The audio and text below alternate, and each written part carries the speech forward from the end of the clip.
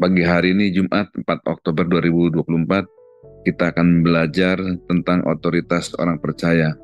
Otoritas orang percaya adalah satu ajaran penting dalam kekristenan yang menekankan bahwa setiap orang percaya memiliki hak untuk menggunakan kuasa yang diberikan oleh Tuhan untuk hidup dalam otoritas kita sebagai orang yang percaya.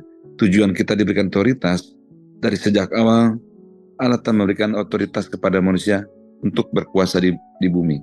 Mazmur 82 ayat 6 terjemahan baru dikatakan, Aku sendiri telah berfirman, kamu adalah Allah, Allah kecilnya, dan anak-anaknya yang maha tinggi, kamu sekalian.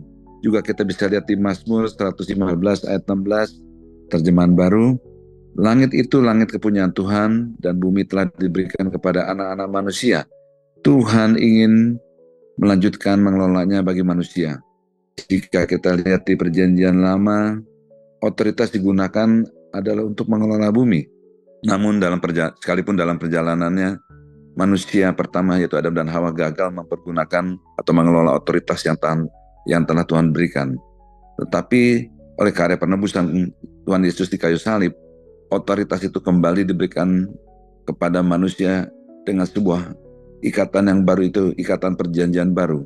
Dan kita melihat tujuan di ikatan perjanjian baru bukan hanya untuk menguasai, untuk mengelola bumi, tapi Tuhan mau untuk manusia menggunakan otoritas itu digunakan untuk memberitakan kerajaan Allah, memperluas kerajaan Allah dengan memberitakan firman-Nya, memberitakan Injil. Tuhan kita yang kita percaya, waktu memerintahkan kita pergi, Dia juga bertanggung jawab atas itu semua dengan memperlengkapi orang percaya dengan kuasanya, yaitu supaya kita bisa menggunakan otoritas dalam memberitakan Injil dan memuridkan orang-orang percaya.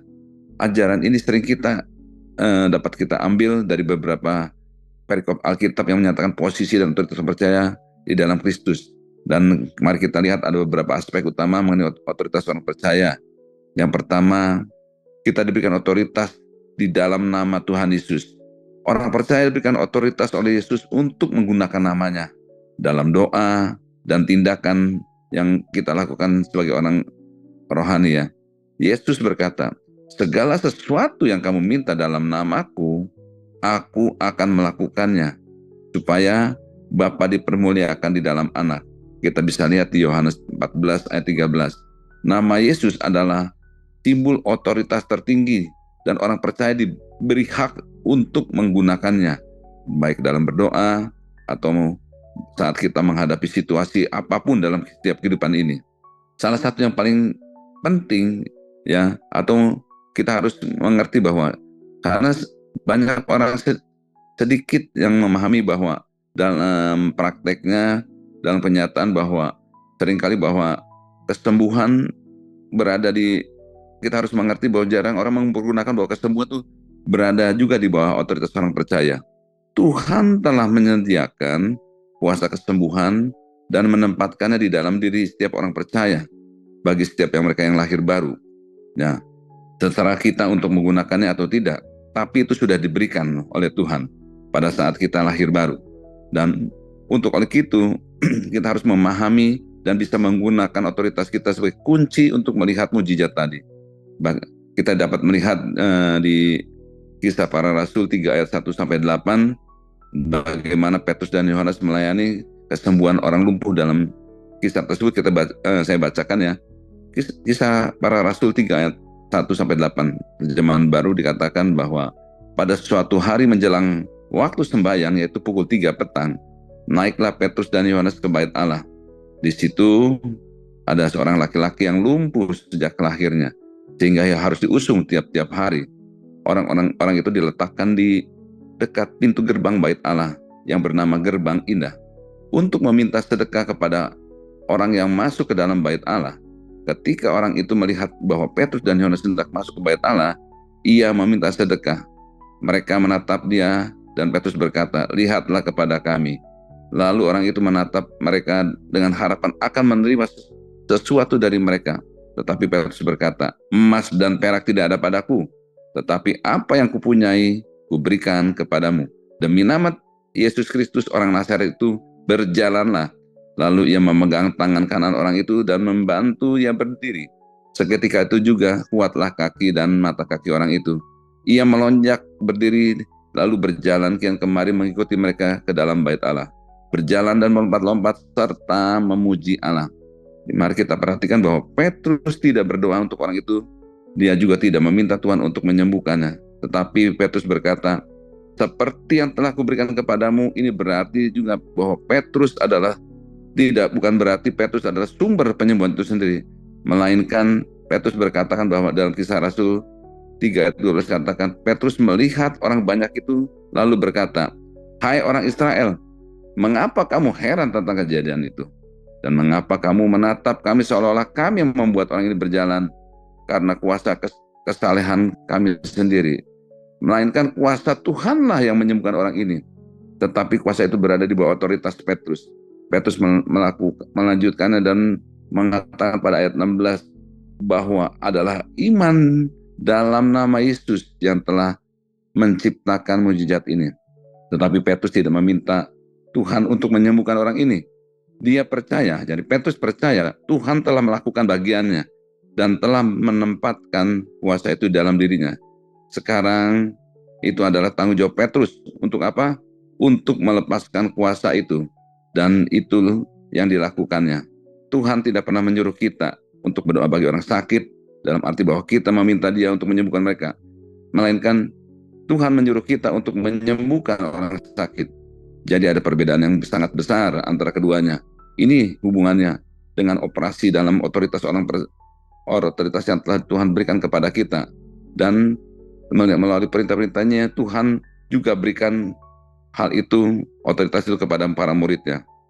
Lukas 9 ayat 1 dan 2 firman Tuhan katakan, maka Yesus memanggil ke-12 muridnya, memberikan tenaga kuasa kepada mereka. Untuk apa? Untuk menguasai setan-setan dan menyembuhkan penyakit-penyakit. Dan ia mengutus mereka untuk memberitakan kerajaan Allah dan untuk menyembuhkan orang. Jadi Tuhan Yesus memanggil ke-12 muridnya dan memberikan kuasa kepada mereka untuk mengusir roh-roh jahat dan melenyapkan segala penyakit dan segala kelemahan. Itu juga di Matius 10 ayat 1. Jadi Tuhan mau, seperti di Matius 10 ayat 7 dan 8, pergilah dan beritakanlah kerajaan surga sudah dekat. Sembuhkanlah orang sakit, bangkitkanlah orang mati, lahirkanlah orang kusta, usirlah setan-setan. Kamu telah memperolehnya dengan cuma-cuma, karena itu berikan pula dengan cuma-cuma. Jadi Tuhan Yesuslah yang menyuruh kita untuk menyembuhkan orang sakit, bukan mendoakan orang sakit. Hal ini merupakan suatu pernyataan yang luar biasa, sangat radikal. Ini akan membuat kita bisa melakukan sesuatu yang tidak dilakukan kebanyakan oleh gereja pada hari-hari ini. Tetapi ada suatu kata-kata yang sangat tepat, sangat luar biasa yang diucapkan oleh Tuhan kita Yesus Kristus. Dan oleh alasan ini pula lah, maka banyak orang kalau banyak orang tidak bisa melihat mujizat yang waktu mereka doakan. Jadi karena mereka tidak menggunakan otoritas yang Tuhan telah berikan pada kita. Sebaliknya mereka hanya pasif untuk memohon pada Tuhan untuk memerintahkan. Padahal Tuhan itu sudah berikan kepada kita. Dan perikop inilah Tuhan bicarakan, Tuhan telah menyembuhkan semua orang. Di kayu saliblah telah Tuhan bereskan itu semua. Di kayu saliblah kita telah mendengar berulang kali bahwa di kayu salib terjadi pertukaran.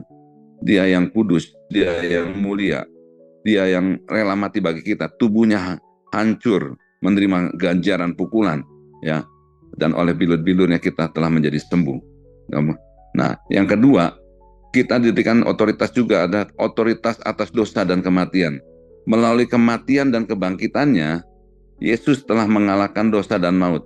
Orang percaya yang hidup dalam Kristus juga memiliki otoritas atas dosa dan maut.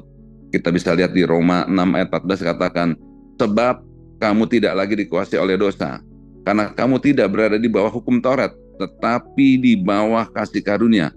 Hal ini menegaskan bahwa dosa tidak lagi memiliki kekuasaan atas mereka yang ada di dalam Kristus.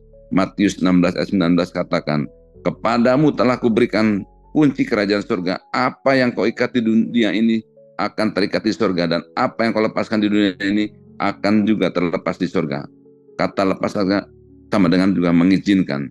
Nah, yang ketiga kita melihat bahwa kita juga dengan otoritas atas kuasa si jahat atau kuasa iblis. Yesus memberikan otoritas kepada orang percaya untuk apa? Untuk mengalahkan kuasa-kuasa jahat dan iblis. Kita bisa lihat di Lukas 10 ayat 19 dikatakan, Yesus berkata, lihatlah, aku telah memberikan kuasa kepada kamu untuk apa?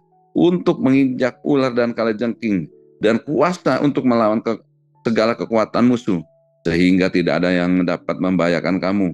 Ini menegaskan bahwa orang percaya memiliki kuasa otoritas untuk menolak dan mengusir kuasa-kuasa si jahat. Sungguh dahsyat dan luar biasa. Dan Tuhan Yesus memerintahkan untuk kita memerintahkan seperti yang Dia mau ya. Kita bisa mengibaratkan bahwa otoritas atas kuasa si jahat seperti ibaratkan Andrew Wommack pelajaran dikatakan bahwa kita seperti seorang perusahaan listrik PLN yang memproduksi listriknya itu mengirimkan ke setiap rumah kita. Tentu listrik bukan kekuatan kita, tetapi listrik itu berada di dalam kendali otoritas kita. Saat kita menyalakan lampu, kita tidak lagi untuk berepot-repot susah payah menelpon PLN untuk mereka menyalakan lampu. Mereka tidak perlu melakukan hal itu, karena mereka hanya memproduksi aliran listrik, tetapi kekuatan itu berada di bawah perintah kita sendiri. Sekarang cukup kita menekan saklar dan memerintahkan daya listrik untuk bekerja, dan untuk segera listriknya akan menyala ya. Kita tidak perlu, kita dapat masukkan bola lampu ke dalam mulut kita dan kita tidak akan pernah menyala. Kita bukanlah sumber kekuatan listriknya, tetapi kitalah yang mengendalikan apa yang harus kita lakukan ya. Yang keempat, kita bisa melihat bahwa ada otoritas yang Tuhan berikan adalah otoritas dalam menggenapi panggilan Allah. Kita lihat di Efesus 2 ayat 10 dikatakan bahwa setiap orang percaya dipanggil untuk suatu tujuan ilahi, dan mereka diberikan otoritas untuk menjalankan panggilan itu ya. Jadi Efesus 2 ayat 10 mengatakan bahwa ciptaan Allah yang diciptakan dalam Kristus Yesus untuk apa? Melakukan pekerjaan yang baik yang telah dipersiapkan Allah sebelumnya. Otoritas orang percaya meliputi kemampuan untuk menggenapi kehendak Tuhan dalam hidup kita. Dan yang terakhir kita melihat bagaimana otoritas sebagai imam dan raja. Kita bisa melihat di 1 Petrus 2 ayat 9 dikatakan, orang percaya disebut sebagai imamat yang rajani, bangsa yang kudus, yang berarti bahwa mereka memiliki peran sebagai imam, yaitu untuk apa? Untuk membawa doa dan penyembahan kepada Tuhan. Dan juga sebagai raja, yaitu apa? Untuk memerintah bersama dengan Kristus. Ini menunjukkan bahwa setiap orang percaya memiliki kedudukan yang mulia di hadapan Tuhan. Oleh karena itu, otoritas orang percaya adalah tidak berasal dari diri mereka sendiri, tetapi diberikan oleh Tuhan melalui hubungan dengan Kristus. Otoritasnya dipakai untuk apa? Untuk memerangi dosa, untuk memerangi kuasa iblis, dan kita dipercayakan untuk menggenapi panggilan Tuhan dalam hidup kita. Namun otoritas ini juga harus disertai dengan kerendahan hati dan ketaatan kepada Tuhan, karena semua kuasa otoritas sejati asalnya daripada Dia.